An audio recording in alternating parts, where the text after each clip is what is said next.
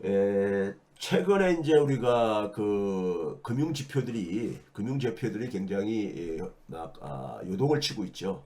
우리 뭐 환율 같은 경우 보게 되면은 1380원이 그러니까 우리가 돌파를 했었고요. 마감은 이제 1380원 조금 밑으로 내려왔지만은 지난주에 주말에 그러니까는 1383원까지인가 제가 이렇게 확인했던 것 같은데 그래서 그랬었고 그 다음에 이제 뭐그 미국에서의 10년물 국채도 그러니까 4.5%대 지금 여전히 4.5%대 있죠.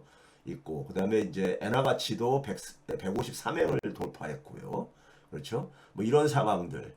그래서 이 상황의 출발점이 가장 가까운 출발점은 4월 10일 날 발표됐었던 3월 소비자 물가였었죠.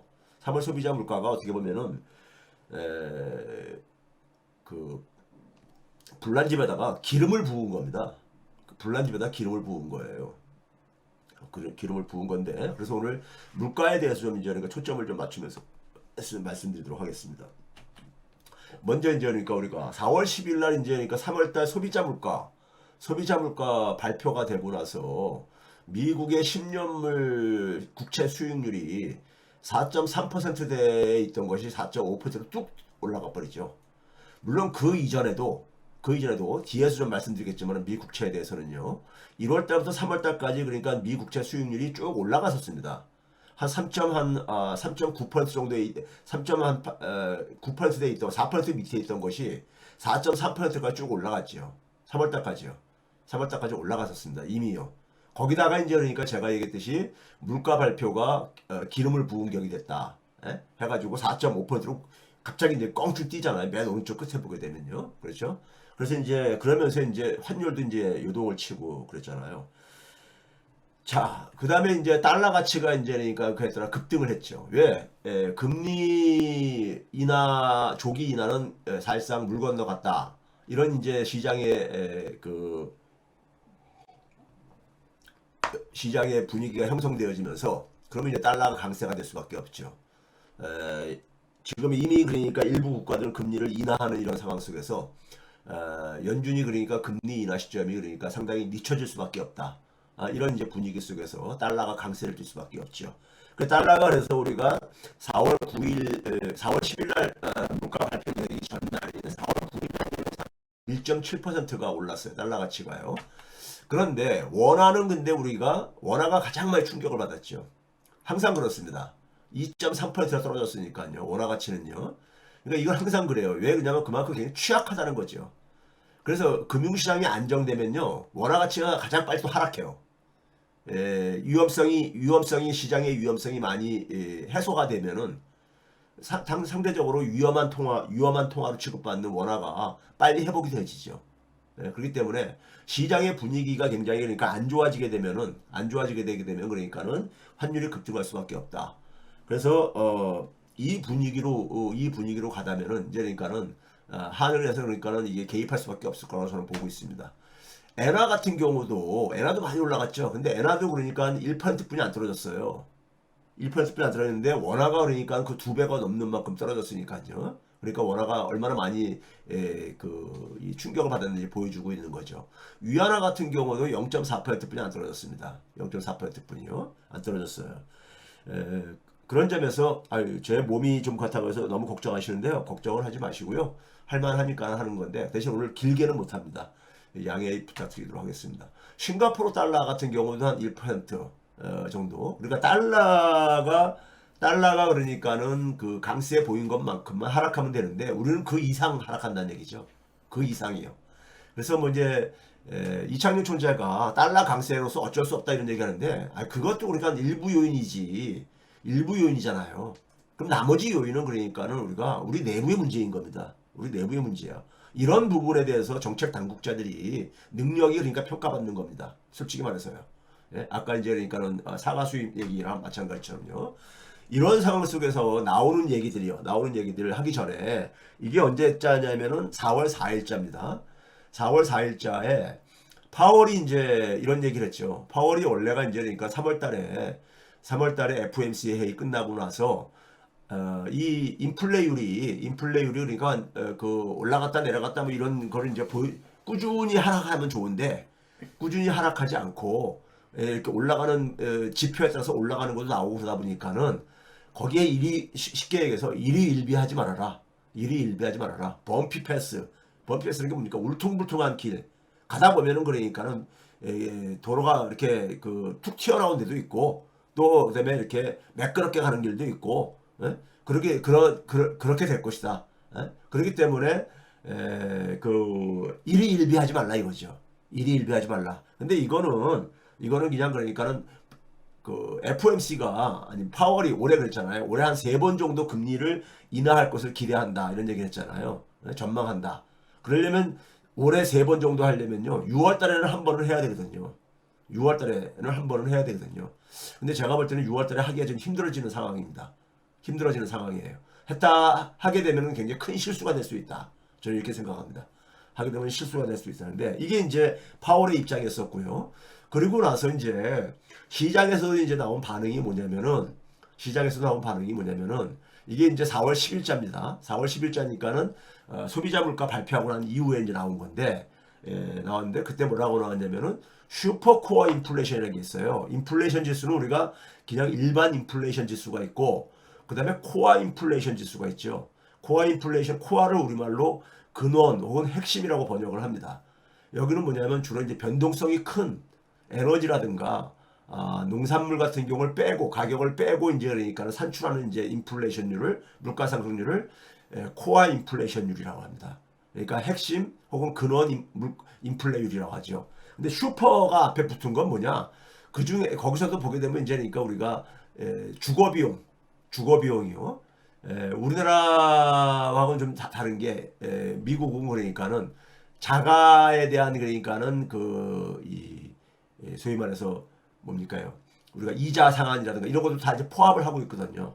그래서 이제 그러니까 주거비용도 그러니까 굉장히 지금 크게 부담이 되는 상황이니까 주거비용도 좀 변동성이 있고 그러다 보니까는 주거비용까지 뺀 거를 가지고 슈퍼코어 인플레이션이라고 합니다. 주거비용까지 이제 그러니까 제외하고 이제 나머지 이제 그러니까 주로 이제 이 상품들을 중심으로 해가지고 상품과 서비스를 중심으로 본 것이 슈퍼코어 인플레이션인데 이게 그러니까 3월 달에도 그러니까는 1년 전에 비해서 4.8% 아직도 올랐다 이거예요. 그러니까 여전히 높다 이거예요. 여전히 높다 이거죠. 이게 이제 그러니까 기본적으로 큰 문제다 이거죠. 예? 이게 이제 기본적으로 큰 문제라고 이제 보고 있는 것이고요. 그래서 이제 잠깐만요. 제가 좀 차를 좀 이제 따뜻한 차를 좀 마시면서 해야 되기 때문에 목소리 때문에요. 이해 부탁드리도록 하겠습니다. 그 슈퍼코어 인플레이션도 굉장히 높다. 뭐 이런 얘기가 이제 이렇게 나왔던 거예요. 나왔었는데 기사에 나왔던 거죠. 이게 지난주에요. 그러니까요. 자, 그 다음에 이제 이게 이제 뭐냐면 4월 11일자 4월 11일자인데 레리 서머스라고 있잖아요. 클린턴 때 재무부 장관 했던 사람. 그리고 오바마 정부 때니까는 연준 의장을 하고 싶었는데 옐런한테 그러니까 밀려가지고 굉장히 짜증을 부렸던 분이죠. 제가 짜증이라는 표현을 쓰는 거는 이유가 있습니다. 실제로 반응이 그랬었어요. 레리 서머스가 하버드 총장도 하고 했던 사람이죠. 이 사람이 아마 이창용 총재 지도 교수인가 아마 그랬었죠. 예. 레리 서머스가 뭐냐면은 이번에 발표한 3월 소비자 물가를 보니까는 오히려 그러니까는 연준이 그러니까 물가를 지금 금리를 올려야 될 상황이다. 이런 얘기를 했죠. 금리를 올려야 될 상황이다. 그런 얘기를 했어요. 그러면서 뭐냐면은 현재 그러니까 나와 있는 물가 데이터로 봤을 때는 6월에 그러니까 인하는 그러니까 큰 실수가 될 것이다. 6월에 금리 인하하게 되면은 큰 실수할 것이다. 지금 이제 연준이 4월 달에는 없습니다. 5월 달, 6월 달, 7월 달 있거든요. 5월 달, 6월 달, 7월 달 있는데 상반기에 그러니까 이제 한 번은 이제 해야지만이 올해 3번 원래 이제 파월이 얘기했었던 3회가 그러니까 약속이 지켜지는 건데 6월 달 이제 그러니까는 금리 인상하게 되면 큰 실수가 될 거다 이거죠. 실수가 될 거 이런 얘기를 했어요. 입문자용 경제도서 추천 부탁드립니다. 이런 얘기도 제가 많이 부탁받는데 입문자 이거는 제가 저한테 개인적으로 저 이메일 보내면요 제가 안내를 해드리도록 하겠습니다. 그 다음에 이제 월스트리트저널에서요. 월스트리트저널에서 이제 이거 이제 4월 이제 이것도 11일자인데 이게 이 사람 발음이 좀 그런데 티미라우스 맞아요. 티미라우스. 이 사람이 소위 말해서 연준의 비공식적인 대변인이라고 별명이 붙은 사람입니다. 그만큼 그러니까 연준의 내부 이제 그러니까는 그 목소리를 분위기를 정확하게 캐치를 하고 있다고 해가지고 붙여진 별명입니다. 이 티미라우스가 월스트리트저널에 이제 그러니까는 그 경제 이 기자인데 근데 이 사람이 뭐라고 했냐면요. 연준의 금리 인하는 이제 지금 현 상황에서 어떻게 됐냐면요. A matter of if, not just when. 언제 시작하냐가 문제가 아니라 할 수 있냐 없냐가 문제다. 할 수 있냐 없냐가. 그러니까 금리 인하가 그러니까는 사실 그러니까는 가능하냐가 문제다 이거예요 지금요. 이 분위기가 확 바뀌었죠. 분위기가 확 바뀌었어요. 그러니까 조금 전까지만 하더라도 3월 소비자 물가 발표하기 전까지만 하더라도 다들 그러니까는 6월달 금리 인하는 그러니까 기정사실화 했었거든요. 심지어는 그러니까 5월달 금리 인하까지도 그러니까 얘기를 하는 사람도 있었죠. 근데 4월 10일날 소비자 물가 튀어나온 다음에 그다음에 이제 그러니까는 분위기가 확 바뀌어버린 거예요. 분위기가 확 바뀌어버린 거예요. 자, 그러면 여기서 이제 오늘 제 분석입니다. 지금부터는 제 분석이에요. 자, 여러분들 이 물가 인플레가 사실 지금 시점이요 묘한 게 연준의 물가 목표치 2%를 돌파하기 시작한 것이 딱 3년 됐습니다. 3년 됐어요. 21년 봄부터 그러니까는 벗어나기 시작합니다. 이제 팬데믹에서 이제 그러니까 빠르게 이제 그러니까 경제 활동으로 복구하면서 소위 말해서 공급망 교란이라든가 이런 소비와 공급의 그 미스매치 문제로 인해 가지고 생겼죠. 21년 봄부터 딱 3년 됐었어요. 딱 3년이요. 이걸 여러분들이 좀 머릿속에 좀 기억해 보세요. 21년 봄부터 이제 그러니까 연준의 물가 목표치를 벗어났습니다. 근데 연준이 이제 금리를 인상하기 시작한 것은 2년 전부터였었죠. 2년 전. 22년 3월 달부터 했었죠.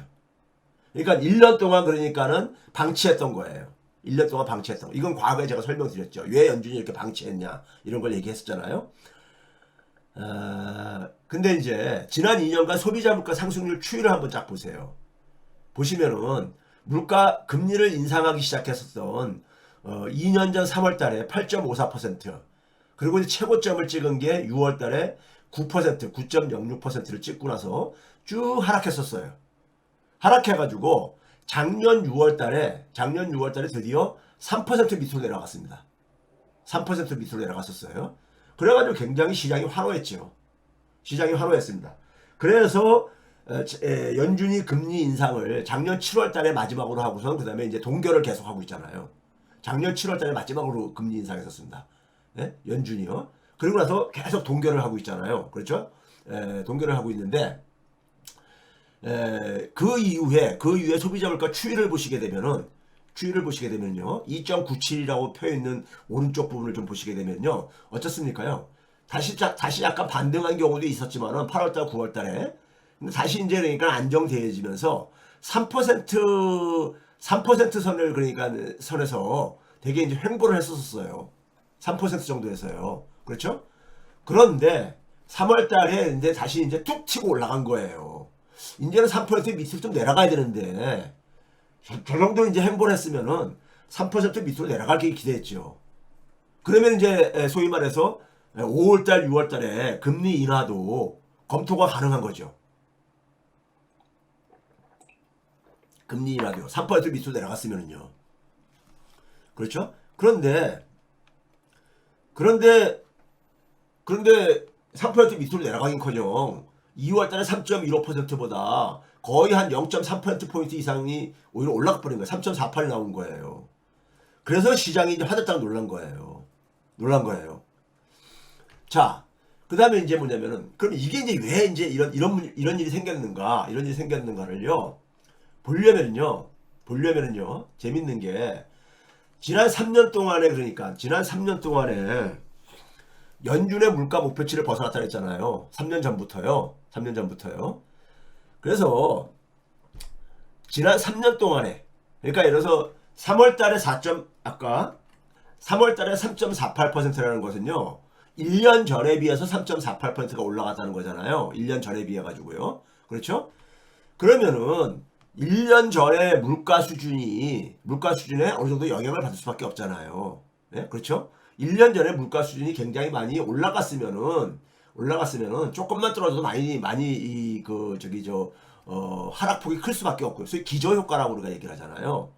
그래서 제가 이제 주목을 한 게 뭐냐면은 지난 3개년 동안 딱 정확하게 3년 전 봄부터 물가 목표치를 벗어났다 그랬으니까는 지난 3년 동안 그러니까 누적 상승률을 좀 보자 이거예요.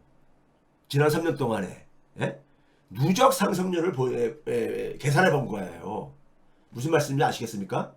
그러니까 만약에 올해 3월달 거면은 올해 3월달, 그 다음에 2023년 3월달, 2022년 3월달 이렇게 해가지고 예? 누적으로 보자 이거죠. 누적으로요. 그게 얼마냐? 16.64%라는 얘기입니다. 24년 2월과 그 다음에 이제 23년 2월, 그 다음에 22년 2월 이걸 이제 누적으로 해서 3개년을 누적으로 보자 이거예요.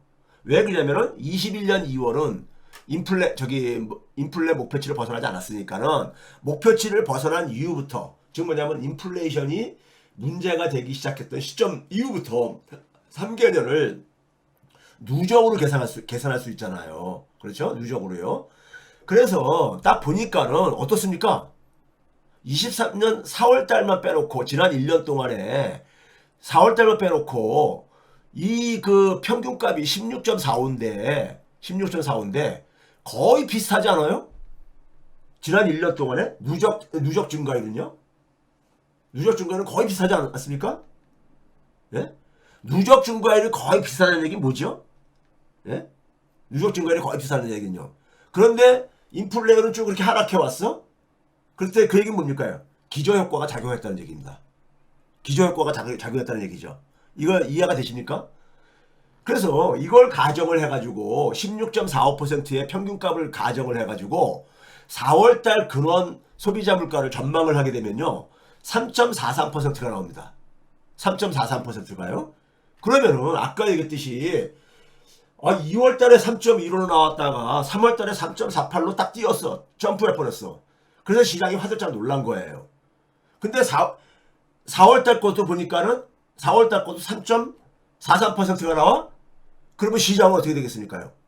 이거 물가 이거 잡히는 거 쉽지 않겠네.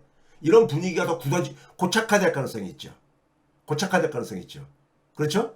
그러면 연준은 어떻게 하겠습니까? 상반기 그러니까 금리 인하는 포기할 수밖에 없죠. 포기할 수밖에 없습니다. 그렇죠? 이런 분위기라면은요. 그렇죠? 이런 게 이제 제가 분석한 바로는 그동안에 그러니까 물가가 이렇게 하락으로 보였던 것은 인플레이션이 하락으로 보였던 것은 상당히 기저효과가 작용했더라 이거예요. 기저효과가 작용했더라 이거예요. 예?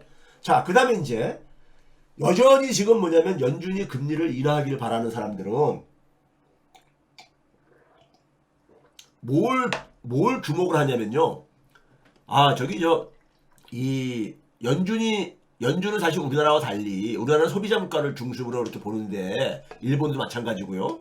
그런데 연준은 이제 그러니까 우리가 개인 소비 지출 상승률을 보지요. 개인 소비 지출 상승률. 이게 더 포괄적으로 이제 그러니까 가게가 소비하는 상품들을 모두 이제 포괄한다고 해가지고 개인 소비 지출을 이제 그러니까 상승률을 본다 했잖아요. PC라고 하는 거예요.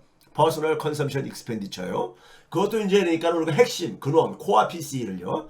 그래서 이 PC는 아직 발표가 안 됐어요. 이게 26일경 발표될 겁니다. 26일경이요. 26일경 3월달께 나옵니다. 그러니까 아직 PC가 안 나왔으니까 PC는 굉장히 더 좋은 지표가 그동안 나왔었거든요. 예, 그림에 보이듯이 계속 하락하고 있었거든요. 그러니까 PC가 계속 하락을 하면은 괜찮아. 연준은 그러니까 여전히 그러니까 금리 인하할 가능성은 존재하는 거야. 이렇게들 지금 그러니까 해석하려고 하는 사람들이 있죠. 해석하려고 하는 사람들이 있는 겁니다. 예? 그렇죠? 그러면서 거기다 뭡니까? 생산자 물가도 그러니까 굉장히 그러니까 최근에 좋게 나왔단 말이에요. 생산자 물가도요. 그런데 지금의 물가 상승률은 생산자가 생산한 공급한 상품의 가격이 이 인플레율에 영향을 미치는 것보다는 중간 과정입니다. 서비스 물가가 가듯이 중간 과정에 그러니까는 소위 말해서 임금 상승률이라든가 이런 것들이 더 영향을 미치는 거예요. 예? 생산자가 그러니까 공급한 상품의 가격보다도 그런 점에서 생산자 물가는 그렇게 큰 의미가 없습니다. 큰 의미가 없고 근데 이제 4월 26일 날 발표하는 PCE를 여전히 그러니까 기대를 하는 거죠. 기대를 하는 거예요. 근데 그 기대를 하는 이유가 뭐냐면 근원 PC를 봐보세요. 이게 지난 3년 동안입니다. 21년 1월달, 2월달은 여전히 2%에 미쳤었고요. 3월달에 이제 2% 약간 돌파했지만은 본격적인 이제 그러니까는 급등하는 거는 4월달부터 이제 3%를 넘어서 버리죠. 그 쭉 올라가다가 22년 그러니까는 2월달에 5.6%를 찍고 나서 좀 이제 완만하게 하락하다가 작년 그러니까 이것도 마찬가지로 작년 이것도 5월달 이후에 급격하게 하락하기 시작합니다. 빠르게. 그래서 연준이 7월달에 마지막 금리 올리고 이제 동결을 해온 겁니다. 동결을 해온 거예요. 그리고 더구나 최근에 봐보세요. 최근에 보시게 되게 되면은 연달아서 3개월 동안 3% 밑으로 떨어지고 난 다음에 작년 12월 달부터 3% 밑으로 떨어지고 난 다음에 계속 떨어지고 있잖아요. 2.94, 2.88, 2.78로 계속 떨어졌거든요. 그러니까 이 지금까지 추세를 볼 때는 4월 26일 날 발표되는 3월달 그러니까 PCE도 떨어질 것이다. 떨어질 가능성이 있다. 이렇게 보는 거죠. 이렇게 보는 거예요. 자, 그러면 이것도 마찬가지로 앞에서 소비자 물가를 계산한 방식으로 똑같이 봐보자 이거예요. 지난 3년간 누적 증가율을 보니까는 이거는 좀 칸이 이게 제가 엑셀을 잘 조정을 해서인지 이 칸이 아주 넉넉하게 배치가 돼서 그런지 차이가 많아 보이는데 이 차이가 거의 없는 겁니다. 이게 뭐냐면 1년 동안에 평균값이 13.77이에요. 13.8% 정도인데 제일 높을 때가 14%, 제일 낮았을 때가 13.5%입니다. 거의 변화가 없잖아요. 거의 변화가 없죠. 그렇죠? 그러니까는 그 얘기는 뭐냐면은 근원 PC 증가율에도 기저효과가 작용해왔다는 겁니다. 기저효과가요. 그러니까 최근에 많이 이렇게 하락한 이유는 그 전에 많이 올랐었기 때문에 지금 뭐냐면 이렇게 빠르게 하락했다는 얘기는 그 1년 전에 굉장히 혹은 심지어 2년 전에 굉장히 높은 수준이었기 때문에 물가가 높은 수준이었기 때문에 빠르게 이제 하락률을 보인 것이다. 이렇게 이제 우리가 해석할 수 있다는 거죠. 이게 기저효과라는 얘기는요. 그러니까 3개년 그러니까 누적 증가율로 보게 되면은 크게 안 변하고 있다 이거예요. 지난 1년 동안에요. 이게 이제 핵심입니다. 이게 핵심이에요. 지난 1년 동안에 우리는 굉장히 인플레율이 잡혀가는 줄 알았어요. 예? 잡혀가는 줄 알았다 이거예요. 그런데 누적 증가율로 보니까 지금 지난 1년 동안에 봐보세요. 이 흐름을 가지고 하락한다고 얘기할 수 있겠어요? 그러니까 앞에 있는 걸로 봤을 때는 지난 1년 동안 쭉 하락해 왔잖아요. 지난 1년 동안에요. 그런데 누적 증가율로 보게 되면 지난 1년 동안에 이게 하락했다고 얘기할 수 있는 거냐고요. 그렇죠? 자, 그러면은 우리가 물가에 대해서 인플레가 잡히고 있는 게 아니라 이게 은폐되고 있는 거죠. 은폐되고 있는 거예요. 예? 그래서 이걸 토대로 해가지고 4월달 근원 PC를 계산해 보게 되면 2.87, 그러니까 반올림하게 되면 2.9로 발표가 될 겁니다. 2.9로 발표가 되는데 2.9는 뭐가 되겠습니까요? 앞에 그러니까는 1월달이나 2월달을 넘어서 버리는 거죠. 그럼 똑같이 그러니까 우리가 소비자 물가처럼 시장에 충격을 줄 수 있죠. 물가가 안 잡혔네? 이런 식으로 이제 그러니까 반응이 나올 수 있잖아요. 그렇죠? 그런 점에서 그러니까 지금 제가 분석한 전망이 맞다면은 인플레는 적어도 그러니까는 적어도 올해 늦게까지 계속 장기화될 가능성이 있다는 얘기죠. 장기화될 가능성이 있다는 얘기예요. 예? 그렇죠? 3개년 누적을 봤을 때 작년 12월 이후에 계속해서 올라가고 있으니까요. 올라가고 있는 모습을 보여주고 있으니까요. 그렇죠? 자, 그런 점에서 연준이 그러니까 지금 금리를 인하할 상황이 아니다. 쉽게 인하하기 어려운 상황으로 내몰릴 가능성이 있다는 얘기입니다. 자, 제가 이제 아까 그림으로 보인 거를 숫자로 쓰게 되면은 여러분들 지난 1년 동안 한번 봐보세요. 작년 3월 달부터 쭉 보시라고요. 되게 비슷비슷한 숫자잖아요. 13. 그러니까 많을 때 14%에서 적을 때 13.5%인데 거의 그러니까 이렇게 비슷한 수치가 1년 동안 지속됐잖아요. 그렇죠? 자, 그 다음에 이제 이걸 한번 봐보세요. 연준이 이제 기준을 삼는 PC 근원 PC에 지난 1년 동안에 이제 그러니까 이 변화가 주황색입니다. 주황색이요. 그러니까 지난 1년 동안에 보게 되면 근원 PC는 쭉 하락했어요. 하락했잖아요. 주황색 보게 되면요. 쭉 미끄럼 타고 내려오듯이요. 그렇죠? 그런데 막대 그래프는 뭐라고요? 3개년 누적인 거예요. 누적. 이거는 거의 일정하잖아요. 그러니까 제가 말씀드리고 싶은 것은 반복해서 말씀드리는 건 뭐냐면은 최근에 지난 1년 동안에 이렇게 하락을 보였던 것은 이거는 그러니까 소위 말해서 기저효과에 의한 착시효과라 이거예요. 기저효과에 의한 착시효과라 이거예요. 예? 기저효과에 의한. 그게 이번에 그러니까는 3개년, 올해가 3년이 됐기 때문에 연준의 물가 목표치를 벗어난 지 3년이 지났기 때문에 3년 동안 누적된 데이터를 가지고 계산을 해보니까 이런 분석이 나오더라 이거예요. 네? 이런 분석이 나오더라 이거예요. 자, 그러면 이제 우리가 근원 PC 경로가 제가 이걸 그 평균값을 가정으로 해가지고 계산을 해보니까는 3월 달에는 2.87에서 4월 달 거는 3.18, 5월 달에는 3.44%까지 올라갈 수 있더라고요.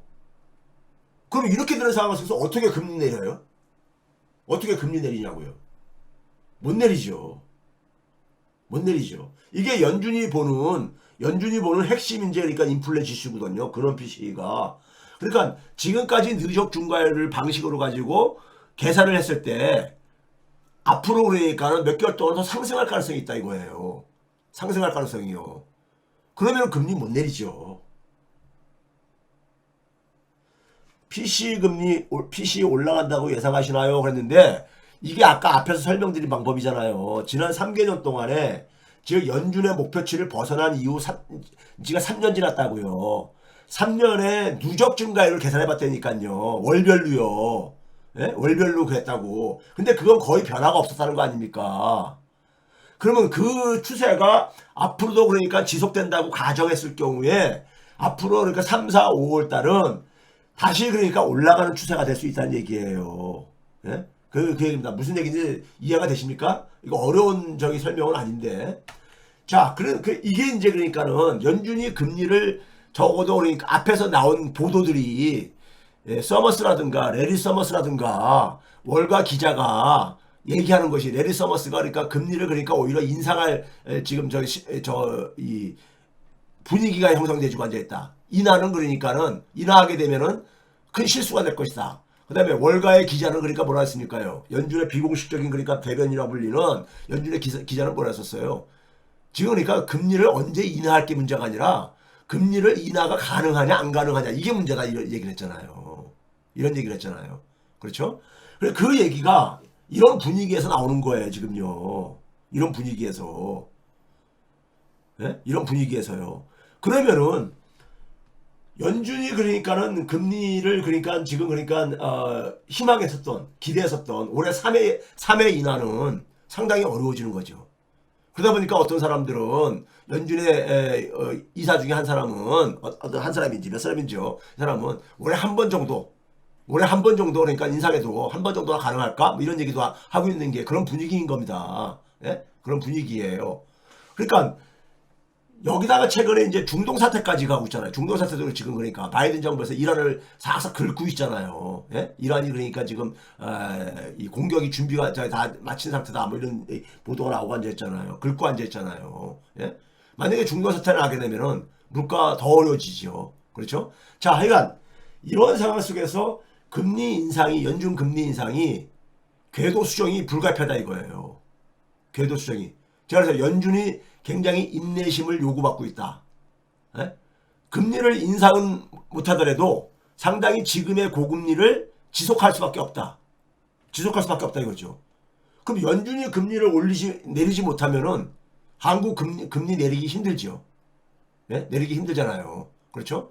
그 결과가 최근에 환율 상승으로 나오는 거고요. 그렇죠?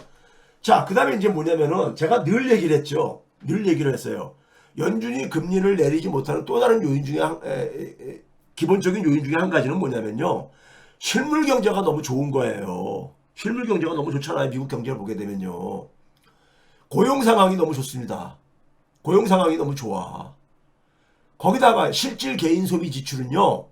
개인 소비 지출은 장기 추세보다도 더 높아요. 더 높아. 그러니까 일자리가 괜찮고 일자리 증가율이 괜찮고 증가가 괜찮고 소비가 그러니까는 계속해서 증가하고 있고요. 소비가 예상보다 빠르게 증가하고 있고 예? 전망치보다 빠르게 증가하고 있고요. 이게 왜 그러냐? 임금 증가율이 우리나라는 실질 임금 증가율이 마이너스잖아요. 마이너스라고 우리나라는요. 그래서 가게가 죽을 맛인 거죠. 근데 미국은 실질 임금 증가율이 플러스예요. 플러스야. 물가 상승률보다 더 높다고 명목임금 증가율이요. 자, 이거 봐보세요.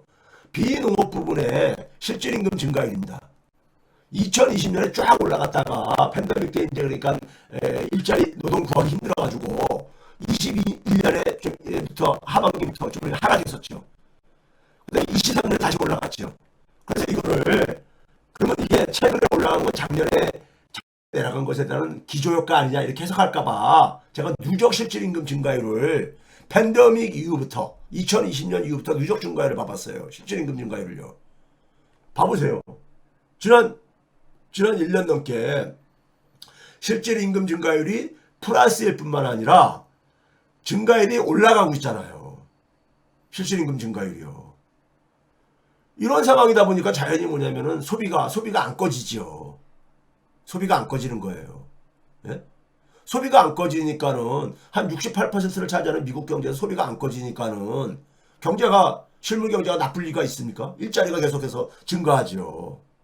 예? 증가하잖아요. 그렇죠?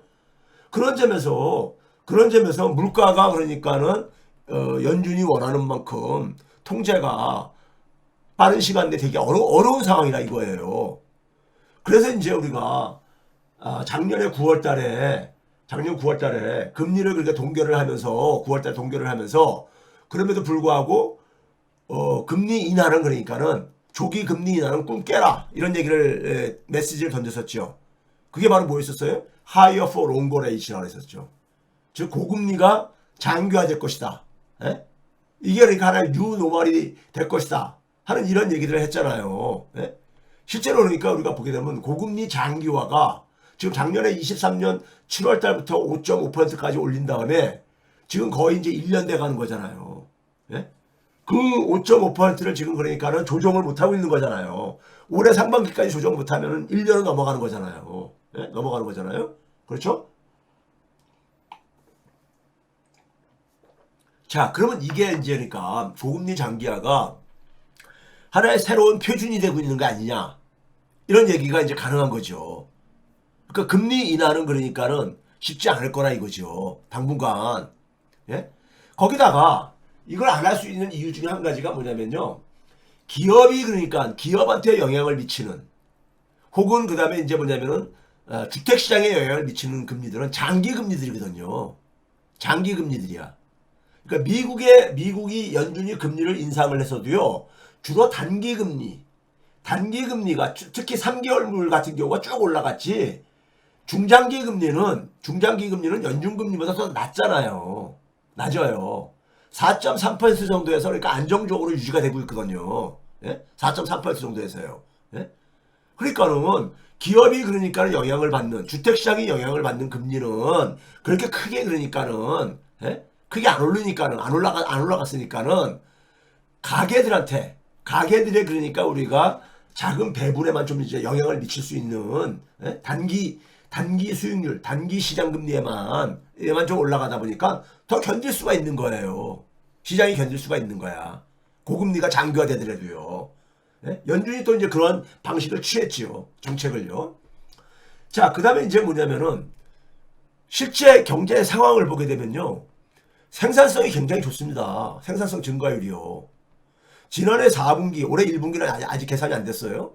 4분기 생산성 증가율이 2.9%가 나왔는데요. 이게 1991년부터 2019년까지 거의 30년이죠. 30년 장기 평균값이 2.0입니다. 이것보다 더 높아요. 경제 이것보다 더 좋을 수가 어떻게 있습니까? 예? 그렇죠? 경제 굉장히 좋은 거잖아요. 실물 경제는 굉장히 제가 좋다 했잖아요.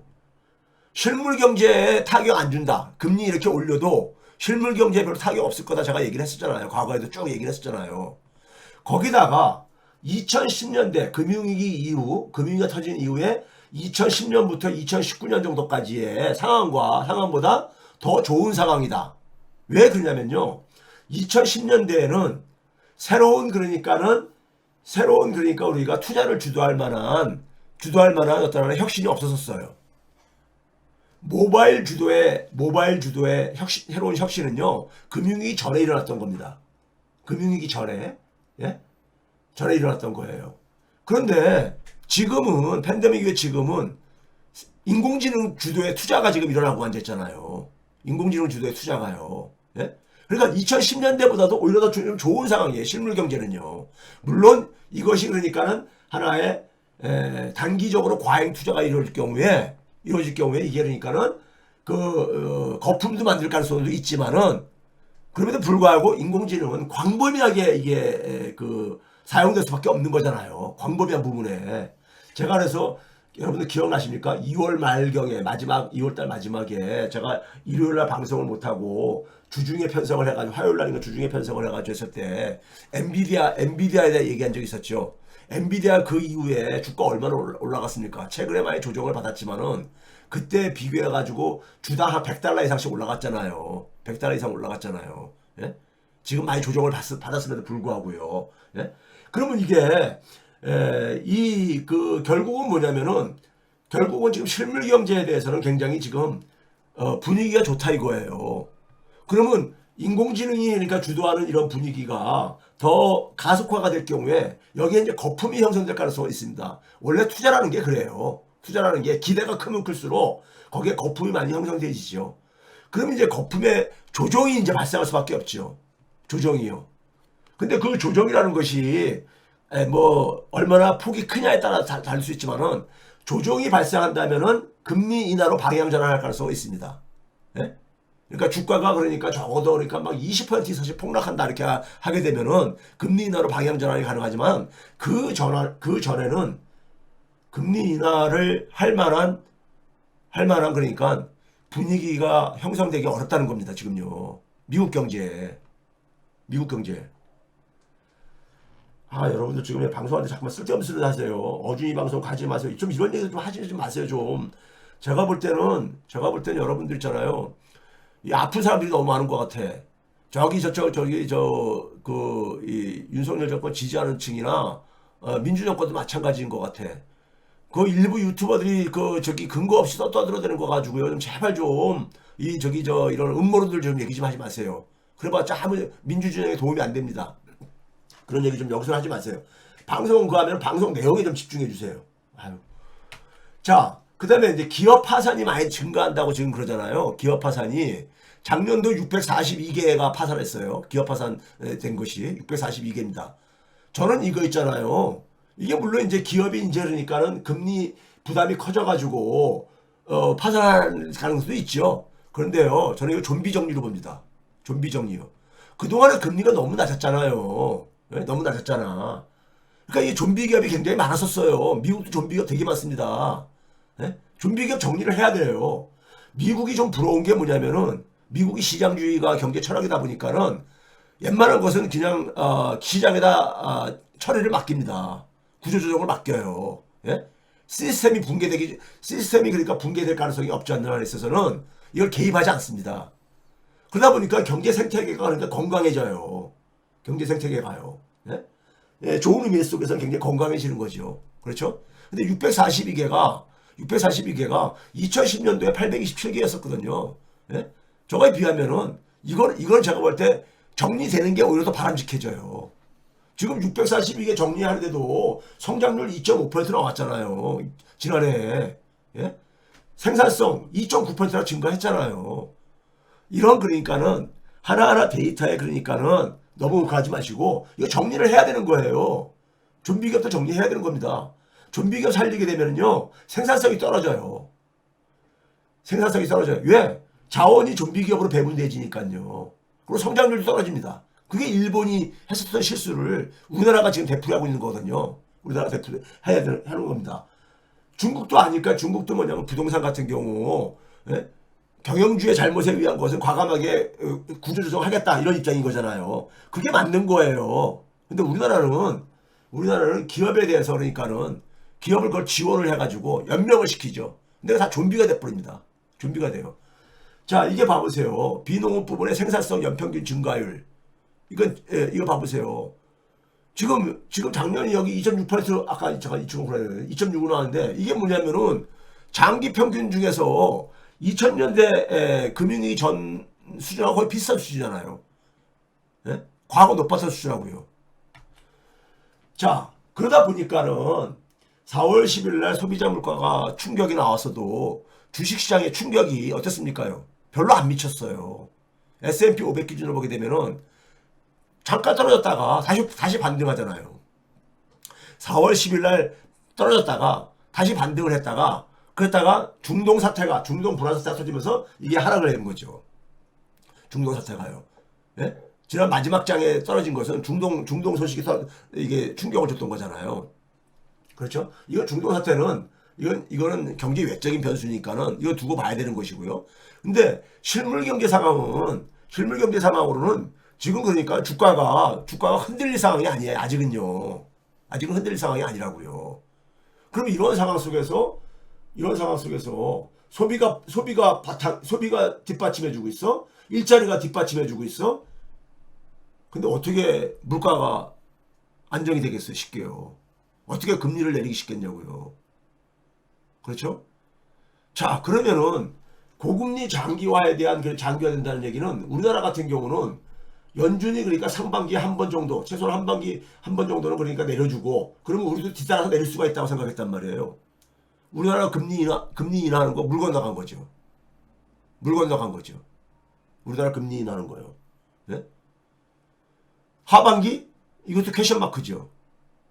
퀘션 마크인 겁니다.